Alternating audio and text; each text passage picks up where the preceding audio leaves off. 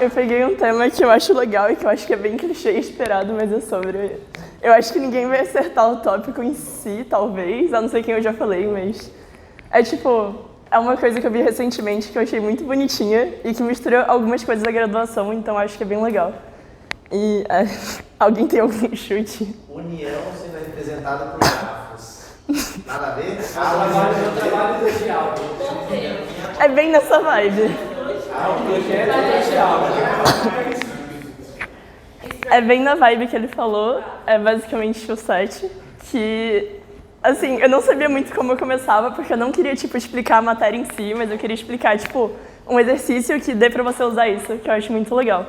E eu escolhi pegar esse. Tipo, basicamente, suponha que você tem uma pizza e você quer, tipo, que N pessoas comam dessa pizza.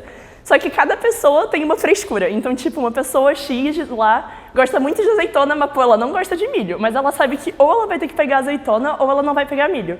Então, tipo, você tem várias restrições de cada uma das pessoas e você quer, basicamente, tipo, pô, o que eu coloco nessa pizza para todas as pessoas ficarem satisfeitas? Então, para cada pessoa, ou ela vai comer o alimento que ela gosta ou ela não vai comer o alimento que ela não gosta.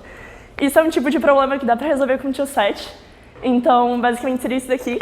E, tipo, literalmente, um jeito de você descrever esse problema é, tipo, você representar isso aqui como proposição lógica. Então, a gente quer que a proposição final seja verdade, para todas as pessoas ficarem felizes, e, ao mesmo tempo, cada pessoa vai ser, tipo, fulaninho não gosta dessa comida, então ele não quer essa comida, ou ele pega a comida que ele gosta. Então, cada pessoa é representada por um par, assim, de, tipo, isso ou aquilo. Então, essa é a primeira representação que a gente deve fazer para conseguir, tipo, resumir o problema. E, basicamente, a gente quer que essa proposição seja verdade. Então, é mais ou menos o que a gente vai resolver. Uma coisa que eu fiz só para simplificar, para tentar não ficar muito confuso, porque tava ficando, tipo, muito caos, foi, tipo, quando eu for representar o A negado, vai ser o Azinho, pra só ficar mais claro e acho que não ficar tão confuso assim, porque tava, tipo, muito negado do negado e aí ficou, tipo, caótico. Mas é basicamente isso escrito nesse slide, então a gente transformaria para isso daqui só. E um negócio que eu acho muito legal é, tipo, dá pra usar matemática discreta nisso, pelo menos uma matéria que a gente viu esse semestre, que a gente vai literalmente usar a implicação lógica para poder converter isso num grafo, o que fica mais legal.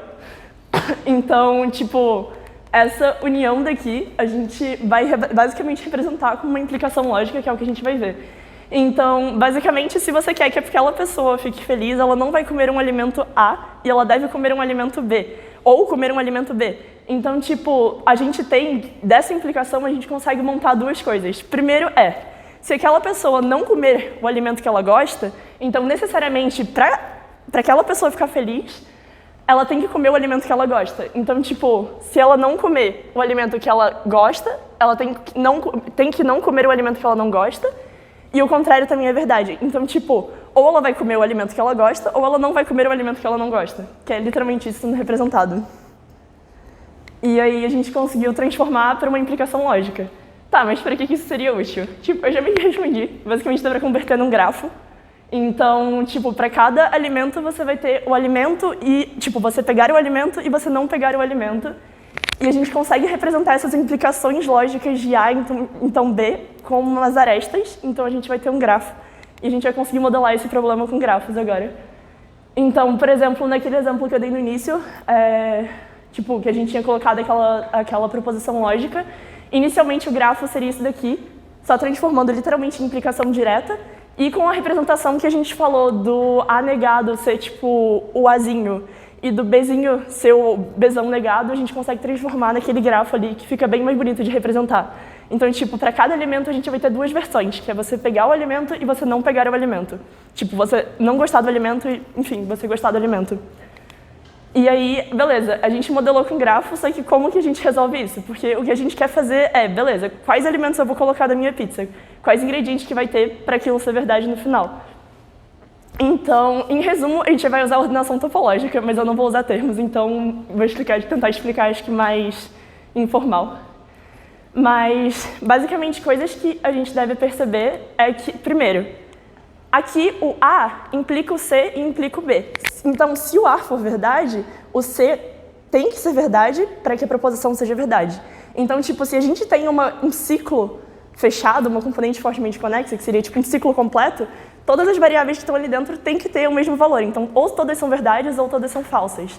Ou seja, se o A e o A negado estiverem na mesma componente, a gente tem que... Não tem como você literalmente fazer uma pizza que todo mundo vai ficar feliz. Então, esses são basicamente 2 pontos que a gente deve perceber. Então, para você falar se é possível ou não você montar a pizza, é basicamente você checar se o A e o A negado estão na mesma componente. Porque se eles estiverem na mesma componente, eles têm que ter a mesma resposta, tipo de verdadeiro ou falso. Então, daria errado, porque daria uma contradição para qualquer valor que você colocasse. Então, a ideia é basicamente o seguinte. Tipo, inicialmente, a gente poderia começar olhando daqui. Beleza, se eu colocar o A como verdade, o que vai acontecer do B? Se eu colocar o A como verdade, o B tem que ser verdade e todas abaixo tem que ser verdade. Então, todos esses seriam verdade, porque senão não faz sentido. Porque se o A for verdade e o B for falso, a gente já quebrou nossa implicação toda aí. Então, tipo, dá pra perceber que tem uma certa dependência do A em relação a todos os outros que vêm depois dele.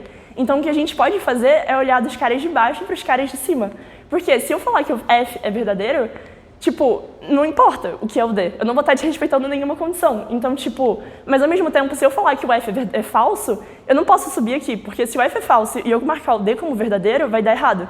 Então, tipo, a ideia é literalmente a gente pegar dos vértices mais baixos, que a gente conseguiria ver isso na ordenação topológica. Tipo, eu não vou falar de implementação, então, tipo, whatever. Mas, tipo, a gente pegaria esses vértices, tipo, mais baixos, assim, do grafo, que, tipo, são os únicos caras que não tem nenhuma aresta saindo deles, e a gente vai começar a marcar a partir deles para depois subir. Então, por exemplo, aqui a gente marcaria o E como verdade, por exemplo, e o F também. Aí agora eu não tenho esse vértice, então eu tirei essa aresta e essa aresta. Então o próximo cara que eu analisaria seria o D. Se eu marcar o D como verdade, eu posso continuar subindo. Agora, se eu marcar ele como falso, eu paro aqui. Por quê? Se o D for falso, o C não pode ser verdade. Então, basicamente, é essa ideia que a gente vai usar para resolver. Então, voltando para o exemplo que a gente tinha pego, um jeito da gente resolver isso aqui seria a gente partir do B aqui e a gente falar, tá, ele é falso ou ele é verdadeiro. Tipo, vamos colocar que ele é verdadeiro. Se ele é verdadeiro, então eu coloco agora para o C. Porque o A ainda tem, tipo, essa aresta aqui que chega no C. Então eu não posso ir direto para o A. Então eu iria para o C. Aí, basicamente, você vai avançando no grafo conforme você for marcando os vértices como verdadeiros. E, tipo, a primeira vez que você marca como falso, você tem que parar. Porque se você continuar avançando, você vai quebrar toda a sua proposição lógica. Então, um jeito de observar isso é que, basicamente, o que a gente está querendo saber é se o meu cara, que é tipo pegar o alimento, ele está mais abaixo do que não pegar o alimento, então necessariamente eu vou pegar o alimento.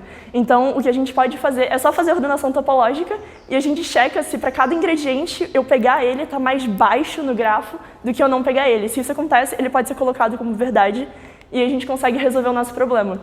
Então nesse daqui, por exemplo, se eu começar a minha ordenação topológica daqui, todas as variáveis tipo pegar o alimento vão aparecer antes da não pegar o alimento, porque a não pegar estão todas aqui numa componente só. Então, por exemplo, nesse caso, não pegar nenhum alimento, tipo, seria uma alternativa boa, porque daria certo. Só que ao mesmo tempo, se eu começar daqui de cima, essas daqui vão estar aí embaixo. Então, tipo, elas vão ter um valor mais alto, tipo, de um nível, assim, digamos, de um tempo que eu acessei os vértices. E aí, se isso acontece, quer dizer que, tipo, todas essas são verdadeiras. Então, por exemplo, nesse caso, a gente poderia pegar todos os alimentos ou não pegar nenhum alimento. E aí seria um jeito de resolver. Eu peguei esse problema porque eu acho que, tipo, eu fiquei muito, tipo, meu Deus, é muito bonitinho porque juntou um monte de coisa e, tipo, sei lá, juntou grafo, matemática discreta e, tipo, coisas que eu tava vendo e, tipo, acho que foi a primeira vez que eu vi aplicação direta em discreta em coisa de CP e eu achei muito fofo. Mas eu tava falando com o Johnny, inclusive, e ele tava vendo também em formais, que isso é um exemplo, na real, tipo, tem um problema mais genérico que é o case set, porque nesse daqui a gente tinha colocado que todas as pessoas têm um formato, tipo, de tamanho 2, assim, é tipo A união B, só que só tamanho 2. Então tem um problema mais genérico que é o case set, que, tipo, não tem esse formatinho bonitinho, e aí por conta disso fica bem mais complexo e é um problema NP completo, então não pode ser resolvido, tipo, rápido. Então esse, por exemplo, ficaria linear, né, porque a gente só tá usando uma DFS praticamente. Então, mas ao mesmo tempo teria o case set, que é bem mais complexo. E é uma matéria que, tipo, acaba, sei lá, colidindo com várias matérias da graduação, eu achei legal trazer, e é uma matéria que eu gosto, e é isso.